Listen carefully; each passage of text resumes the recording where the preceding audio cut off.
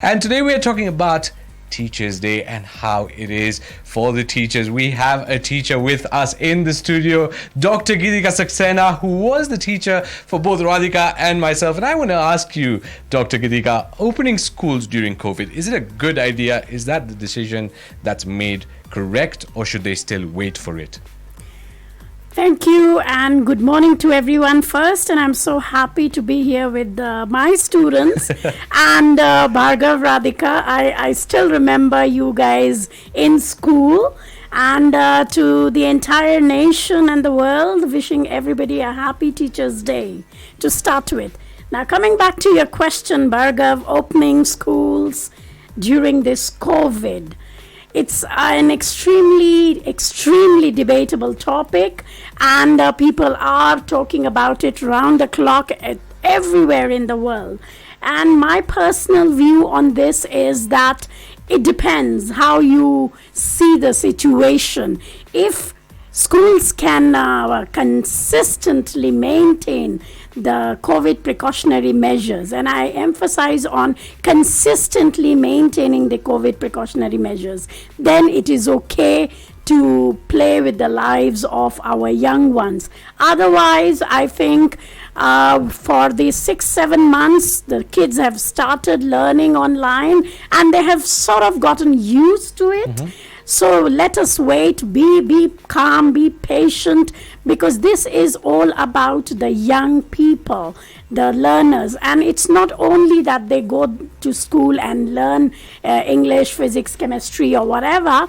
It's all about their social interaction, meeting friends and sitting down and chit-chatting and all that. And when that comes, I have my serious doubts whether all the schools will be able to maintain that kind of consistency in separating the students, maintaining hygienic measures, and mask, of course. Who loves mask? And imagine these tiny tots, 3 years, 4 years old, and sitting in a classroom with mask. I feel let us wait till January. You know what, I have to agree with that. I can't imagine teachers trying to get kids apart from each other. That's the last thing you want to do. But taking a step away from COVID, today on the Hot Takes, we're talking about the education system at large. And I think one of the questions I want to ask you is, do you think exams, they test how well a student can memorize rather than how well a student knows the topic or the subject? I totally agree with you, Radhika, and I have a very strong view on that. Exams are good, yes, provided they are set in a proper manner. There are certain assessment objectives, and I'm sure teachers listening to me would concur with that. There are very, very specific assessment objectives set by the examination bodies.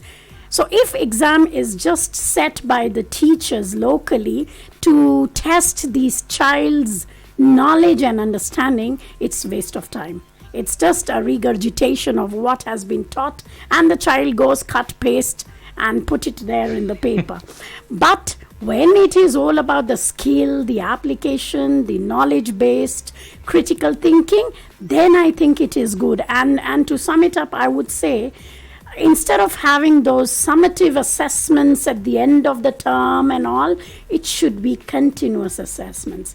And I have all these years with my experience, I can tell you that the countries where the continuous formative assessments are taking place, kids are coming out more smarter, critical thinkers, leaders, problem solvers. Very true. Yeah, so that is my view on examination. Very true. You know what, that's totally me. I'm that person who can just, I can get a piece of paper and memorize everything. Cram it all. I'll do so well in the exam, and then you put me in a job. Might not perform so well. It doesn't work. It just doesn't work. And I've seen out of my experience, and who better example than you two?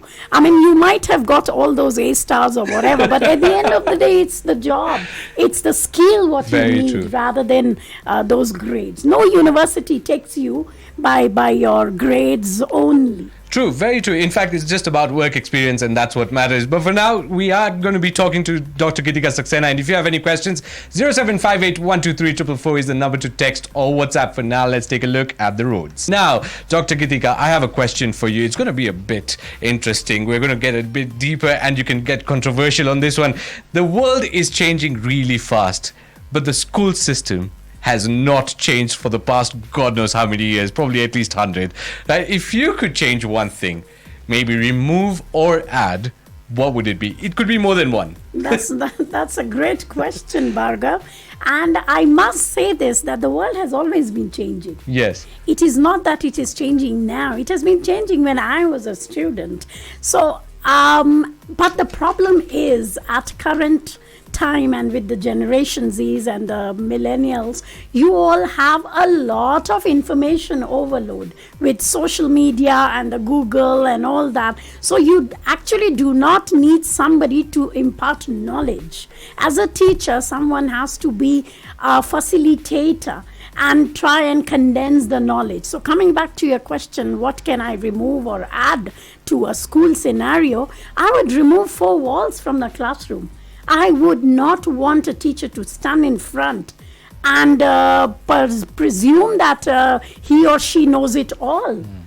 Kids know better than the teachers. It's just how you facilitate that knowledge into practical application. So I would want my teachers who are listening to practice flipped classroom, collaborative learning concepts where the kids are actually the master of their own learnings. I love that flipped classroom. Correct. I want to do this one for her.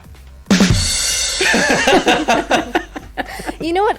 There's a saying that to test if you know something, you have to teach someone else. Yes. So I think that flipped classroom makes a lot of sense. Yes. And you mentioned Gen Zs and millennials. So I want to ask you, you've taught across a generation almost. You've taught the millennials and you've taught the Gen Zs. What is the biggest difference between these two generations as students? Yes, indeed, I must have taught more than thousands and thousands of students.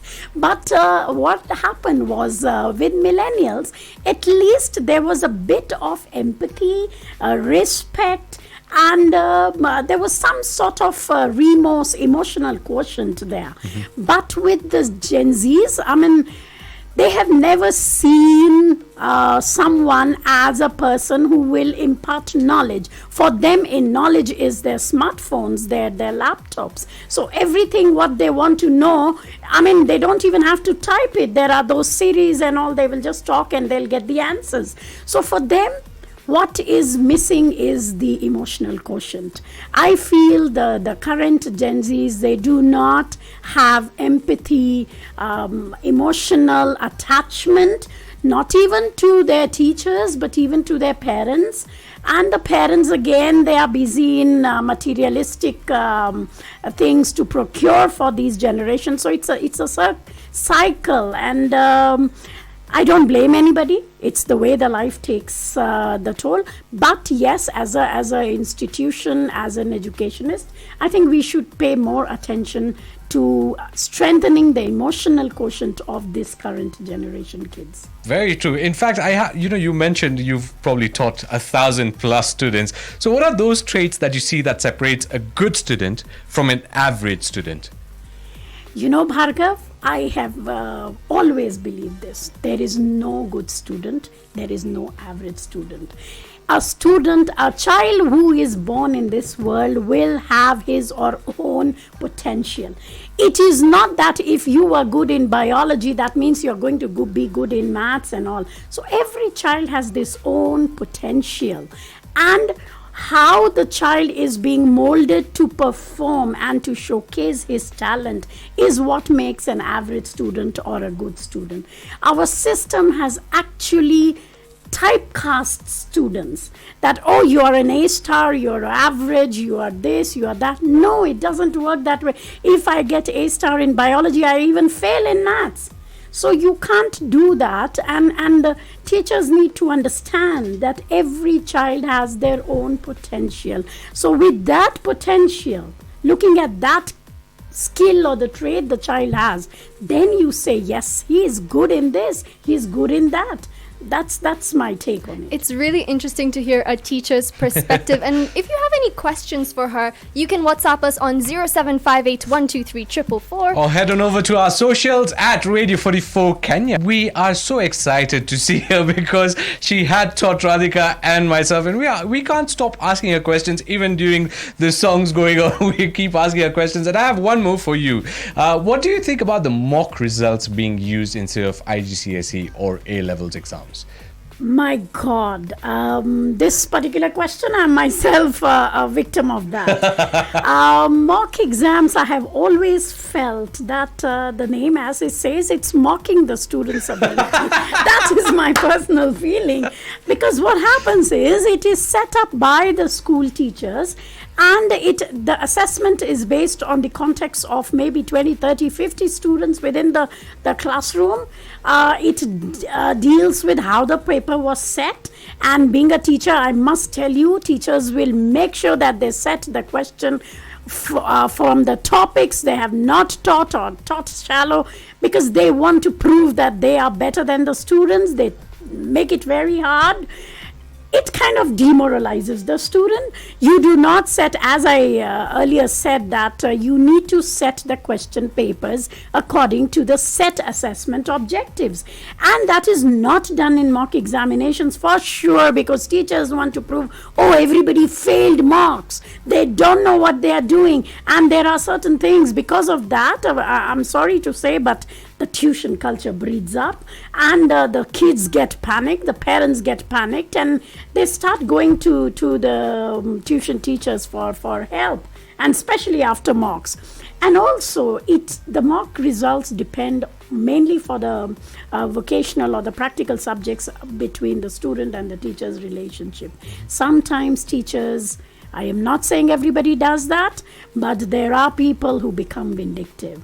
And so for me, mocks are just mocking the child's ability. Do you think that maybe sometimes teachers might set the paper harder to get the students to get tuitions from them? Very tricky question if I'll say yes. But honestly, yes, that's what happens. My years of experience tells me that indeed teachers would want students to fail their exams, because there they want to prove that I've set the best possible question. And to go into a bit deeper, if I'm doing Cambridge, teachers would want to teach as per the curriculum guided by Cambridge or Edexcel, Pearson, IB. But when it comes to setting the exams, they will bring random questions from different examination boards and all. I'm not saying that you're not supposed to test the child's application of critical thinking, but don't become vindictive. Do not become vindictive while setting these mock questions. So, especially in our the Asian community, we see that tuition classes are very, very popular. What do you think about this whole culture that's cropped up? You know, it's a vicious cycle. Kids want to get grades. Parents want to have the best A star so that in their social gatherings they can boast about their child's performance, that, oh, my child got 10 A stars, 15 A stars. Did you get it as a parent? So true. Right? So don't push the child. So the parents are pushing. I don't only blame the parents and the students, even teachers and the school system is equally to be blamed. What happens in the system is that the teacher's performance appraisal is based upon how many A stars you got. So the teacher is bound to push the child to the extreme to get those A stars and A, so that they are termed as a better teacher and they get the financial remuneration out of that. So it's the entire system's fault. That's my take on tuitions. I haven't heard a teacher ever be so candid, have Exactly. you, Bhargav? No, never. Actually, never. Well, you know what? If you want to pick Dr. Saxena as a brain, 0758123444. But for now, let's have a look at your roads. What an apt song. Pathshala taken off Rang De Basanti. And he goes on to say, Na koi padhne wala, na koi seekhne wala. And we have a teacher in the studio with us. And I got a question actually, Dr. Geetika, asking me, what do you see as the biggest challenge involved in online teaching? To answer you in one word, eye contact. Eye contact. That's the only thing, because many times I've seen the kids will switch off their cameras. So that personal touch is missing. Apart from that, as I said, knowledge, explanation, we have all the means to explain, show videos, etc. But that eye contact between the teacher and the taught, that is the biggest thing, which is a challenge at the moment with online teaching. That's really interesting, but we just want to end the interview on a light note. So you obviously taught myself and you taught Bhargav as well. I want you to kind of expose mostly Bhargav more than me. How are we as students? Tell us what you remember about us. You know, I need to be tricky, and I'll start with Radhika. Thank you. I remember both of you so well, and Radhika, being a small, sweet girl, she's not changed at all. She's just the same. The best thing I like in her is that she's been very headstrong. We've had very ugly times together, and I remember that. But the best thing I have always admired in this girl is her determination, that whatever she believes in, she will do it. And that's hats off to you, girl, for being that strong. For Bhargav, I am so proud of him. I think you were head boy once. And then the way you excelled not only in academics, leadership, you are following your passion. And that is what makes me feel so happy about you. And you always connected with students. Even in school, you were so popular.